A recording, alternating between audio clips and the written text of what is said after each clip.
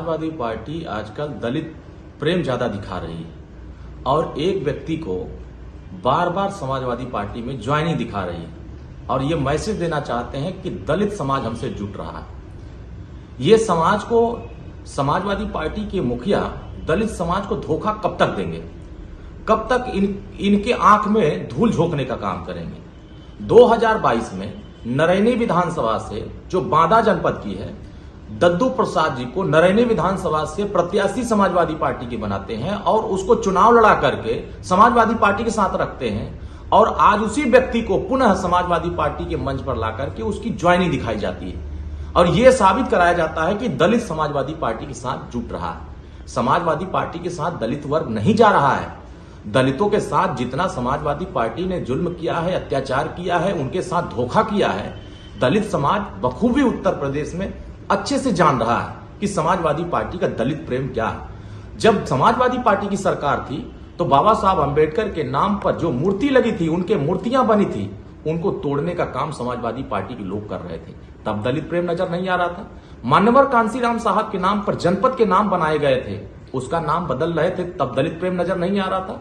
दलितों का प्रमोशन में आरक्षण खत्म आपने किया, तब दलित प्रेम नजर नहीं आया। समाज का जहां अहित होता है, आप उसको हित में लाने के लिए, उसको न्याय दिलाने के लिए बात नहीं करते। जब आपको सत्ता मिलती है तो दलितों के साथ अन्याय करते हैं, पिछड़ों के साथ अन्याय करते हैं, माइनॉरिटी के साथ अन्याय करते हैं, और जब सत्ता से बाहर चले जाते हैं तो पिछड़ा प्रेम दिखाने लगते हैं, दलित प्रेम दिखाने लगते हैं, अल्पसंख्यक प्रेम दिखाने लगते हैं। तो ये समाजवादी पार्टी मोहरा बनाना चाहती है, समाज को अंधकार में ले जाकर के वोट का इस्तेमाल करने के लिए ऐसे चेहरों को बार बार दिखा रही है जिनको वो अपने दल में पहले से रखी हुई है, उसी को बार बार अपने दल में दिखा रही है कि दलित हमारे साथ जुट रहा है। क्या 2 जून की घटना दलित समाज के लोग भूल गए हैं?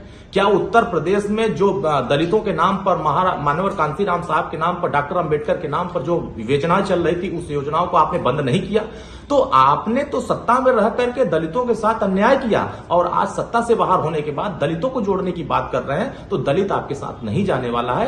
पूरा दलित समाज यह देख रहा है कि माननीय ओम प्रकाश राजभर जी, भारतीय समाज पार्टी दलित समाज के सम्मान की बात कैसे कर रहे हैं। आप बाबा साहब अंबेडकर के नाम पर सभी विधायक जीत करके लखनऊ के पंचायत में आते हैं, लेकिन बाबा साहब भीमराव अंबेडकर की ऑयल प्रिंट फोटो आज भी विधानसभा के अंदर में नहीं लगवा पाए।